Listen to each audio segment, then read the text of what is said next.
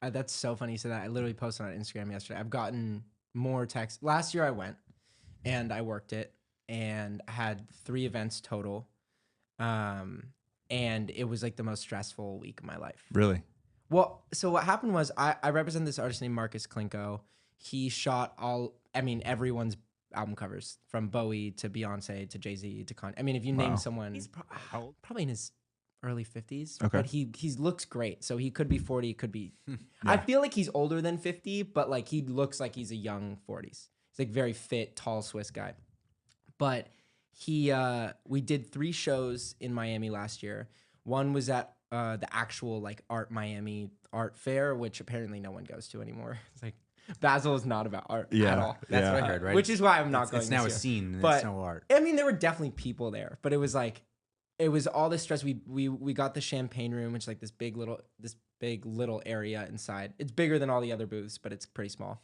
And that was the first one. And then the second one, I produced like this private show at someone's residence, like right on the water. He pulled up in a boat. It's a crazy house, but it was just like I had to load in 60-pound prints the day of in the morning. With like, no, I don't know anyone in Miami really. So I was calling tow truck companies to like, because my car broke down, and then the movers didn't. It was just a shit show. And then the final step was, I had this party at Cipriani, and somehow my number got like sent out as like the person to text or call to get on the list. And like one of my friends like, yo, you're about to have the biggest party in Miami tonight. And I'm like, that's weird. Like I barely even knew I was throwing a party. I was like, oh, it's a restaurant, whatever. So they have a club called Socialista. There's one in New York. And all of a sudden I'm getting like all these calls like, hey, Jeffrey sent me your number. Like, can I get on the list? I'm like, I don't know who Jeffrey is. Like, no. And then it got to the point where by the end of the night, I couldn't use my phone. Oh, no. It was ringing every 5 seconds. Like I would try and send someone a text and it would come up. And I put on Do Not Disturb and it would like, people would call multiple times. It was the scariest. Like I got to the event, I couldn't even get in myself for like a good 30 minutes. And I'm like, I kind of paid. I'm the guy. Yeah, I'm the guy. they're like, you're not the guy.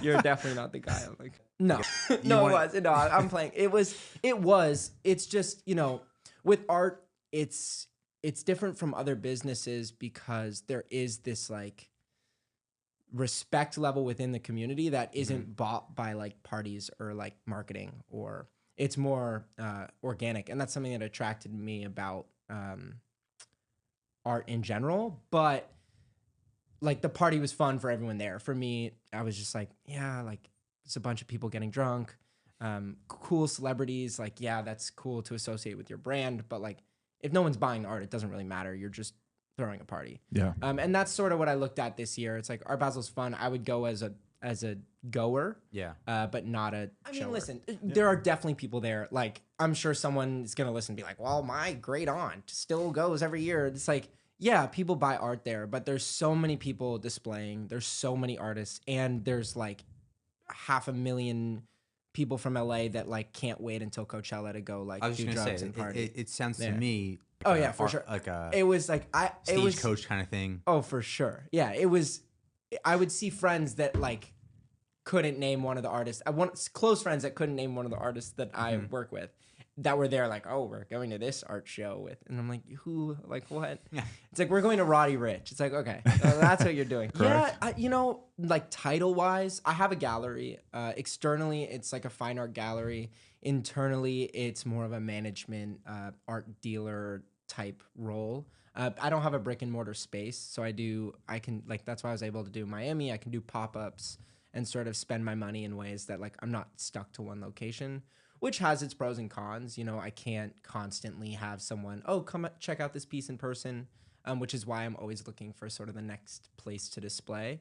But yeah, I would say it's a dealer manager. I mean, I look at it very organically. Like, I like to have a relationship with all my artists, see what they're doing from the ground up, work with them, they can run ideas by me on what they're creating.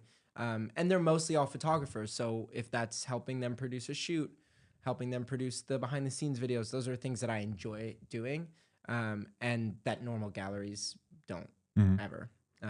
So yeah. So mostly photographers is who you work with? Yeah, I have like one painter full time that I represent.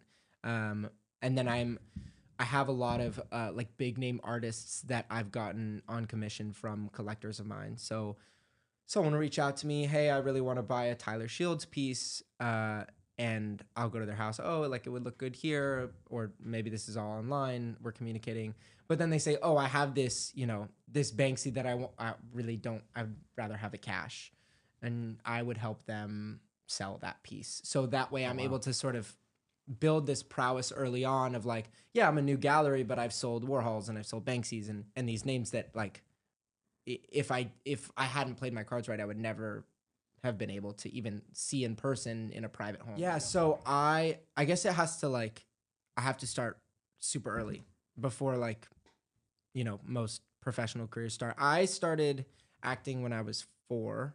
I grew up in LA, grew up in Hollywood. Like quite literally, I grew up under the Hollywood sign, like not even stereotypical, like imaginary, like early life. I started acting when I was 4. I was doing commercials, random stuff. When I was around 7, I booked my first feature, or like first big feature, which is a movie called Bedtime Stories. And Bedtime Stories was like a big, like they did, press junkets. They sent me here and they sent me there, and I was traveling around the world. And during that time, like whenever I'd be home, there was this new neighbor. Like my street was very boring. There were no kids. Like no one was interesting to me. And there was this new neighbor that was like just wild. Like I had binoculars and I would sit in my room and I would spy on, like there would be people jumping off the roof on rollerblades. How old are you doing this? 6, 7. Like I was like, I would hear gunshots. There'd be like Lindsay Lohan would be tripping out of the house. Wow. Like it was just like a world that I had seen in film, like, but I didn't think was real, And so I was like, I gotta be friends with this dude, like whoever this guy is. So I went to like my local store, like market, and I stole one of those like Christmas like baskets with like wine and chocolate and nuts. Just grab it and I just ran grabbed for the it. hills. Yeah. I didn't even run. Like it was like it was a very small street. Like I probably walked out and they were like, "Oh, that's weird that he took that." But like I'll just tell his parents to pay for it. And so I walked up the hill, and he literally lived across the street. So I knocked on his door, opened it, and this guy Tyler Shields was there, and he was in the middle of a shoot. And I was like, "Hey, like I'm your neighbor. Want to be friends?"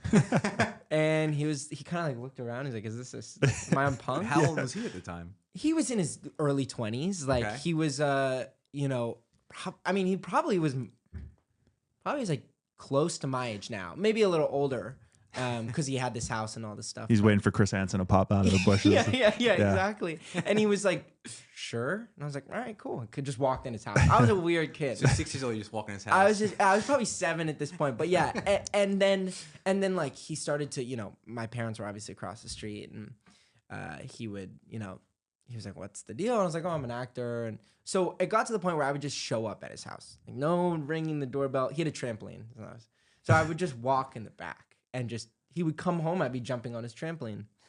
And so like I'd be jumping and I could see in his window what he was shooting. So I'd be jumping and like he'd be shooting some crazy like, superstar, like half naked or whatever. And they'd be like, "Do you have a son?" He'd be like, "No." Like, "What do you mean?" And then you'd see me like head through the window. Every 3 seconds. Yeah. But he just became like a mentor and a friend to me. I have an older sister, but never really had I didn't have an older brother. He was kind of like that person, he was the daredevil, was jumping off the roof, and like I broke a lot of bones growing up. So my parents were like, "You can't do anything." Of course, I broke my ankle at his house. So like that was like the perfect end to that daredevil story. But he became, like family. And that relationship has lasted till now. At some point when I was probably 14, I was like, I want to be a photographer. Like that seems so cool. I was like, who do I know that knows photography better than anyone? I reached out to him. He had moved back into the neighborhood. And so I would like skateboard down to his house every day and just help him, like whatever he needed. And I think because I grew up in film and because he, needed someone that understood things without having to ask for it. Because, he was shooting things that are very much like we have one take to get this, a plane's flying over and there's one frame. It's like he can't work with someone that's like, well, what do I do if? It's like he needs someone that knows it. And I kind of did from just growing. It was part of my blood. Like I grew up in it. And And so he just started leading on me for things that, he probably shouldn't have considering my age. And I picked up on them really quick, and then sort of developed into working with galleries and helping him plan shows. And then we did a show, he did a show in Mexico City. And then I got introduced to the Helmut Newton Foundation through that. And those were like my first, two of the biggest photographers potentially of all time. Helmut Newton definitely, and Tyler being probably the biggest living photographer. Those are my first two artists. Like I was just selling them to people that I knew. Like it wasn't like, oh, I have a gallery, I'm an art dealer. It was like one day I was like, yo, if I sold one of these pieces to one of my friends from acting, this kid's like stupid rich. He's probably 15, 16, but like he has a house and like wants some art. Like, can he buy something? He's like, yeah, I'll pay you. I was like, cool. Sounds pretty dope. And then that was it. That's how I got started. It was that to the next. And then now I think it's 6 full-time photographers that I represent. It's ever growing. But because of those 2 first names, I was able to sign artists that are more emerging and bring like attention to them. So someone goes, oh, like I love a Helmut Newton. They look it up. They're like, oh, I don't really have a couple $100,000 to just throw around. But this artist that's selling his work for $5,000 that's cool and young and different, like that sounds awesome. I'll get that instead. Mm-hmm. And so I was able to not only, support these artists that I like Tyler that I care about, but also bring up artists that are just, struggling to get by, let alone like sell out, a series. But that's the super long story short. That's incredible. Yeah, that's cool.